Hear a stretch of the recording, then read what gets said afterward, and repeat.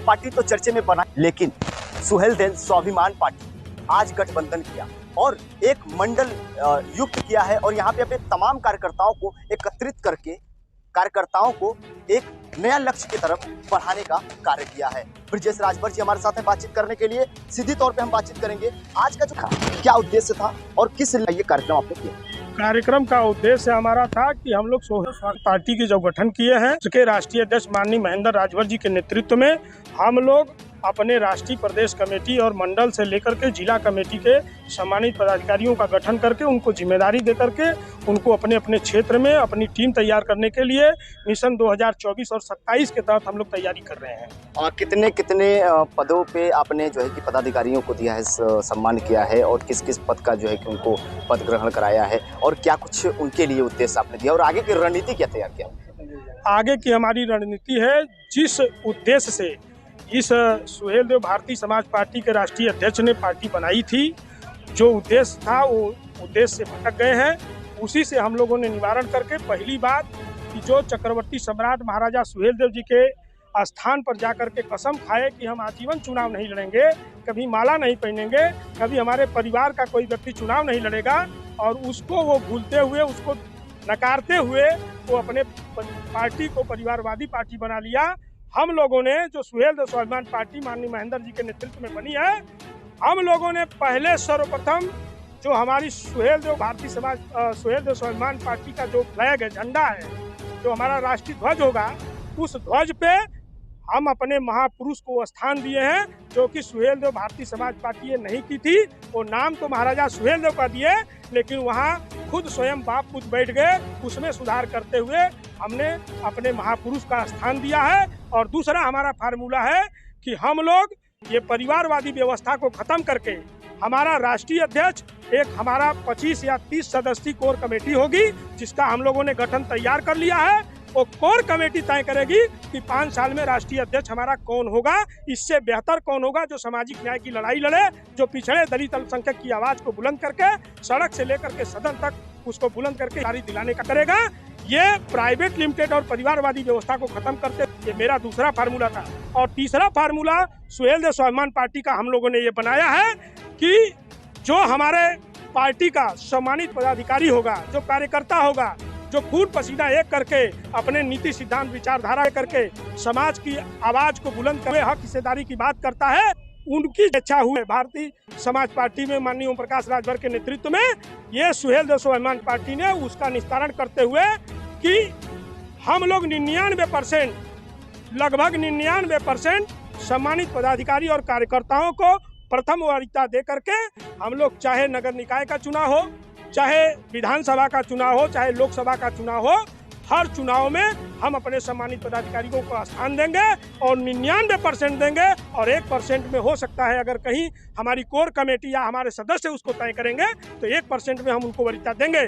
और इसी तर्ज पे सुहेलदेव भारतीय समाज पार्टी ओम प्रकाश राजभर जी 1% में बापू चुनाव लड़ते हैं और 99% टिकट बेचने का काम करते हैं। ये आपकी आरोप है परिवारवाद का, जो कि सुभाषपा के लिए आप लगा रहे हैं। तो इन दिनों भारतीय जनता पार्टी से लगभग गठबंधन भी देखा जा रहा है और कहीं न कहीं मंत्रालय मिलने की ओर है। क्या लगता है अब मंत्रालय में पूरी तरीके से जगह बना लिए हैं, भारतीय जनता पार्टी से गठबंधन कर लेंगे तो पार्टी मजबूत हो जाएगी सुभाषपा की? कुछ नहीं, वो भारतीय जनता पार्टी को दिन याद है कि माननीय ओम प्रकाश राजभर यही कहते थे कि बनारस के गंगा में मोदी और योगी को डुबो के मार डालूंगा। भीख मांगने की ट्रेनिंग जहां दी जाती है गोरखपुर, मैं वहां सरंगी पकड़ा करके भेजने का काम करूंगा।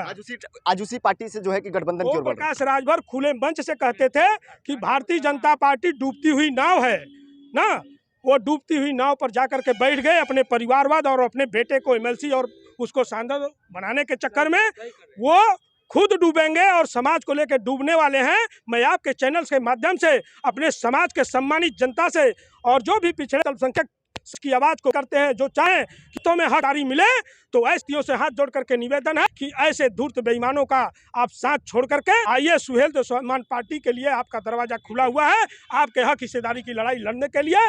एक एक कार्यकर्ता इस पार्टी का मालिक है, इसमें कोई ठेकेदारी नहीं है, कोई प्राइवेट लिमिटेड नहीं है, कोई गॉडफादर नहीं है, सबका सम्मान है और सबका अधिकार दिया जाएगा। ब्रजेश जी, अब पिछड़ी और दलितों के लिए आप लोग की पार्टी जो है वो क्या कार्य करेगी? 24 की चुनाव भी आने वाली है, 2024 के चुनाव में हम लोगों ने जो फार्मूला तैयार किया है कि माननीय कांशीराम और माननीय हमारे बाबा साहब भीमराव अम्बेडकर जी के उनके कथनानुसार, उनके मिशन के अनुसार हम लोगों ने तैयार किया है कि जिसकी जितनी संख्या भारी उसकी उतनी हिस्सेदारी के तहत हम लोग चाहे पिछड़ा, दलित, अल्पसंख्यक हो, चाहे गरीब सवर्ण हो, हम सबकी बात करते हैं कि जिस दिन जातिवार जनगणना तय हो जाएगी, आर्थिक आधार पर आरक्षण होगा और जिसकी जितनी संख्या भारी उसकी उतनी हिस्सेदारी के फार्मूले पर सुहेलदेव स्वाभिमान पार्टी उस तर्ज पे काम करना चाहती है।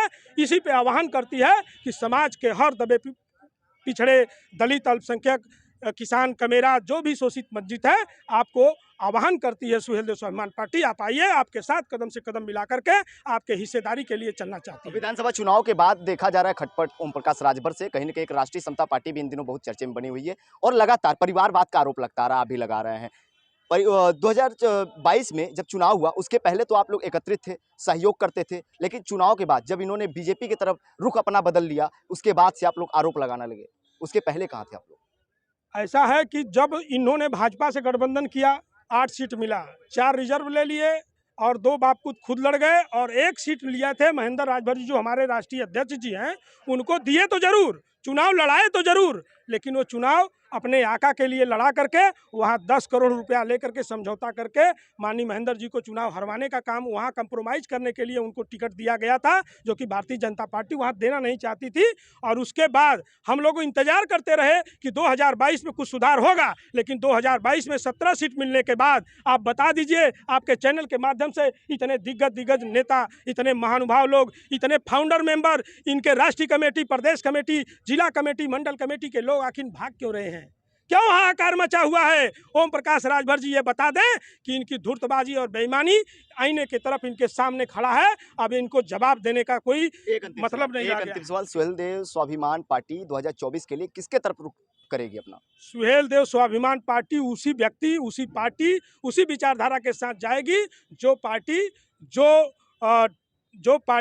जो संगठन सामाजिक न्याय समिति की रिपोर्ट, सामाजिक न्याय चाहती हो, जो पिछड़े, दलित, अल्पसंख्यक, गरीब, किसान, दबे कुचले नौजवानों का, बेरोजगारों की आवाज़ को बुलंद करता हो, जो महिलाओं को आरक्षण देने की बात करता हो, सुहेलदेव स्वाभिमान पार्टी उसके साथ जाने का काम करेगी, तब जाकर के ये हिस्सेदारी सुनिश्चित हो सकती है। बहुत बहुत धन्यवाद। ब्रजेश राजभर जी को सुन रहे थे आप सब। और सुहेलदेव स्वाभिमान पार्टी बड़ा आरोप लगाता आ रहा है सुभाषपा के लिए। ओम प्रकाश राजभर इन दिनों चर्चे में बने हुए हैं, क्योंकि परिवारवाद का आरोप तो आपने अखिलेश यादव के ऊपर सुना होगा, लेकिन आज सुहेलदेव स्वाभिमान पार्टी साफ तौर पे बोल दिया है कि ओम प्रकाश राजभर जो है वो अपने ही पार्टी में राजनीति करते हैं परिवारवाद का। आज यहाँ पे गठन हुआ है, बहुत सारे पदाधिकारी आए थे, चंदौली, बरेली, तमाम उत्तर प्रदेश के, पूर्वांचल के जगह जगह से आए हुए थे। और यहाँ पे एक बार देख सकते हैं कतारें लगी हुई हैं और ये सुहेलदेव स्वाभिमान पार्टी के तमाम कार्यकर्ता और पदाधिकारी हैं।